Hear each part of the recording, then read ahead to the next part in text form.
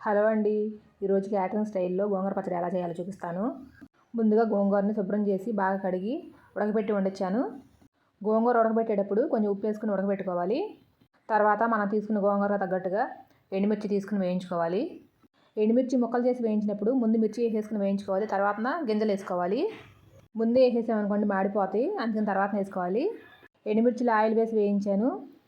అవి వేగిపోయిన తర్వాత పక్కన పెట్టేసుకుని ఒక స్పూన్ పచ్చిశనగపప్పు, ఒక స్పూను మినపప్పు, హాఫ్ స్పూను మెంతులు, ఫుల్ స్పూన్ జీలకర్ర వేసి వేయించుకోవాలి. ఇక్కడ ధనియాలు కూడా వేసుకోండి. నాకు ధనియాల పౌడర్ ఉంది, నేను అది వేసుకుంటున్నాను, అందుకే వేయలేదు. అవన్నీ వేగిపోయిన తర్వాత చల్లారబెట్టుకుని సరిపడా ఉప్పు కూడా వేసుకుని మిక్సీ వేసుకోవాలి. ఇలా మెత్తగా గ్రైండ్ అయిపోయిన తర్వాత వెల్లుల్లిపాయ కూడా వేసుకోవాలి. ఫుల్గా తీసుకున్నాను. వెల్లుల్లి కూడా గ్రైండ్ చేసిన తర్వాత ఉల్లిపాయ ముక్కలు వేసుకోవాలి. నేనైతే ఒక ఉల్లిపాయ తీసుకున్నాను. ఉడకబెట్టిన గోంగూర కూడా వేసుకుని మొత్తం కలుపుకోవాలి. కారం, ఉల్లిపాయ, గోంగూర అన్నీ కలుపుకొని మిక్సీ చేసుకోవాలి. కచ్చాపచ్చిగా నలగాలి, మొత్తం మెత్తగా నలగకూడదు. ఉల్లిపాయ మిక్సీ చేసుకోవడం వల్ల ఇలా ఉల్లిపాయలో ఉన్న రసం పచ్చడిలో కలిసి చాలా టేస్ట్ వస్తుంది. చూస్తున్నారు కదా, ఇలా కచ్చాపచ్చిగా గ్రైండ్ చేసుకోవాలి, మెత్తగా అవ్వకూడదు. గోంగూర మాత్రం బాగా దగ్గరకు వచ్చేలాగా ఉడకబెట్టేసుకోవాలి, నీరేమి లేకుండా. ఇప్పుడు తాలింపుకి పాన్ పెట్టుకోవాలి. ఈ తాలింపుకి ఆయిల్ ఎక్కువే పడుతుంది. క్యాటరింగ్ స్టైల్ అన్నాను కదండి, ఈ పచ్చడి మనకి ఫ్రిడ్జ్లో పెట్టకుండా బయట 4 రోజుల వరకు ఉంటుంది. ఉడకబెట్టిన గోంగూరతో చేశాను కదా, దానికి తగ్గట్టు ఉల్లిపాయ కూడా వేశాను. 4 రోజులు ఎలా ఉంటుంది అనుకుంటారేమో, చూపిస్తాను. నూనె వేడైన తర్వాత ఒక స్పూన్ ఆవాలు, మినపప్పు, ఎండుమిర్చి, జీలకర్ర వేసి వేయించుకోవాలి. ఆవాలు చెడిపట్లాడిన తర్వాత జీడిపప్పు కూడా వేసుకుని వేయించుకోవాలి. ఇప్పుడు వేసుకున్నాను నేను. ఉల్లిపాయ మీకు ఇంకా ఎక్స్ట్రా కావాలంటే ఇక్కడ వేసుకోవచ్చు, ఇంకో ఉల్లిపాయ కట్ చేసి సన్నగా ముక్కల్లాగా. జీడిపప్పు మాడనివ్వకూడదు, మంచి కలర్ వచ్చేంత వరకు వేయించుకోవాలి. వేయించుకున్న తర్వాత పసుపు, ఇంగువ, కరివేపాకు, కొత్తిమీర వేసి వేయించుకోవాలి.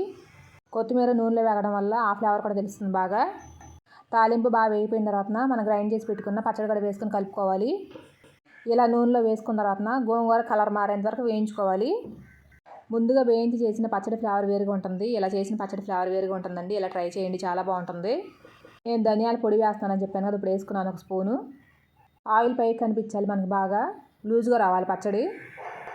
పచ్చడి గ్రైండ్ చేసినప్పుడు చాలా గట్టిగా ఉంది. ఇప్పుడు చూడండి, ఆయిల్లో వేసిన తర్వాత కొంచెం లూజ్ అయింది, కలర్ మారింది. చూస్తున్నారు కదా, పచ్చడి రెడీ అయిపోయింది. నేను పచ్చడి టేస్ట్ చేసి ఎలా ఉందని చెప్తాను. కూర బెండకాయ ఎగురు చేశాను. గోంగూర బెండకాయలు రెండు కూడా మా గార్డెన్లో ఇవ్వనండి.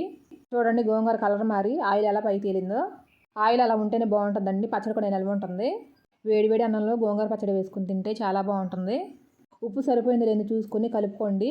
నేనైతే నెయ్యి వేసుకోలేదు. నెయ్యి వేసుకోకుండా ఒరిజినల్ ఫ్లేవర్ ఎలా ఉందో తెలియాలని చెప్పేసి నేను డైరెక్ట్గా అలా తిన్నాను. గోంగూర పచ్చడి టేస్ట్ చాలా బాగుందండి. ఆంధ్రాలో ఉన్న, అమెరికాలో ఉన్న అందరూ ఇష్టపడేది గోంగూర పచ్చడి. గోంగూర పచ్చడి అమృతంలాగా ఉంది. తప్పకుండా ట్రై చేయండి. వీడియో నచ్చితే లైక్ చేయండి.